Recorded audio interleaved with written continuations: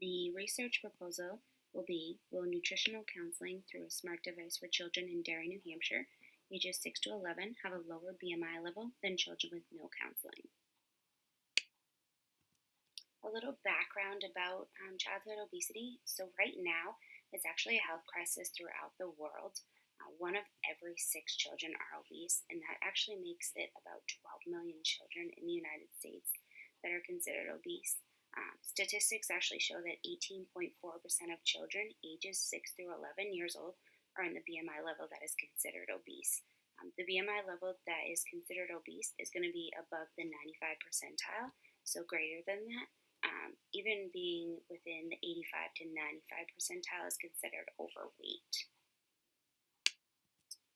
The problem right now is that kids are really eating unhealthy, they're doing minimal exercise, but they're also being influenced on what they're eating and what they're doing because the environment has really changed. You can see the advertisements for junk food, especially those sugary drinks, all of the stuff that does cause children to become obese. And if children are obese when they're younger, they're actually at a higher risk of being obese as an adult, and that causes higher risks of health issues. Some of the health issues that they could end up with would be high blood pressure, high cholesterol, type 2 diabetes, and heart disease.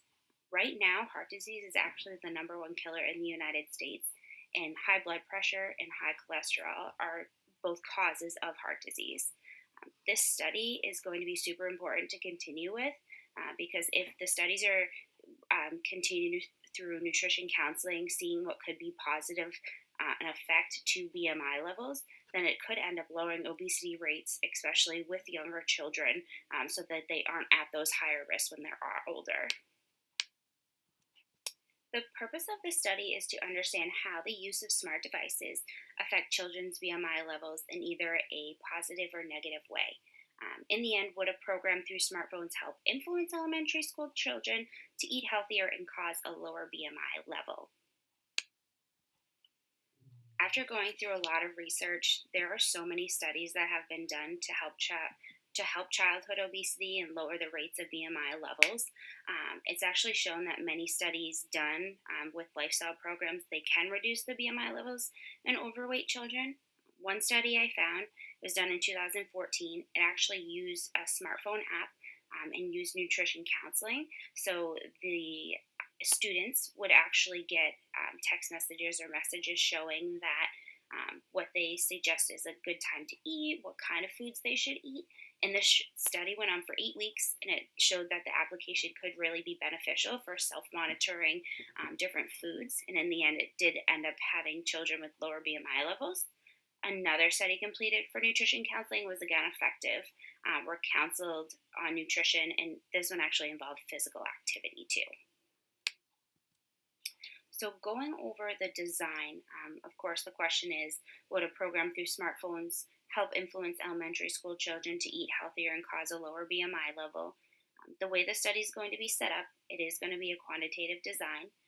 We're going to measure the students' BMI levels pre and post of the intervention because we want to see if it has affected the program negatively or positively. Before the study, we also are going to take a little survey for the children. We're going to ask their age, race, and activity levels. Activity levels and race can have an effect on BMI levels, so we definitely want to have that recorded for in the end when we go through everything. And the study is going to be a total of 8 weeks long. So the study is going to take place in Derry, New Hampshire. Derry does have several elementary schools, but I broke it down, and we're going to be doing Derry Village School. The children have to be in between the ages of 6 to 11. They also do have to have a smart device, especially because the program is going to be used every day for 8 weeks. And then the children do have to measure over the 85th percentile on the BMI scale. So for data collection for the study, of course, the intervention is going to be both males and females.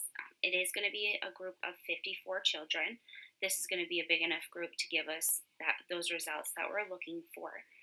There's going to be just the initial interview with the survey, and then after 8 weeks, we're going to do, like I said, another set of measurements we're going to record that on a chart. The chart is going to be broken down by age, race, and activity level, because those, of course, can have an effect on BMI level.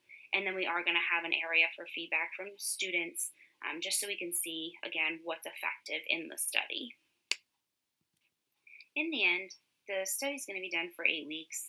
Like I said, there's going to be an interview at the end for asking for children's feedback, see what they thought of the program, make sure they actually understood what was being sent to them and things like that. Also, of course, we're going to measure that BMI level. Super important because we want to enter that data all in so that it can be evaluated by researchers, and they'll be able to see the trends in the program. Also, there could be some issues with the study because some children may have issues getting the messages sent to them. There could be other influences affecting the students too, like I said earlier, like the commercials, parents, friends, all of that can affect BMI levels too. So we're going to have to keep that in mind when we are going over all of the data in the end.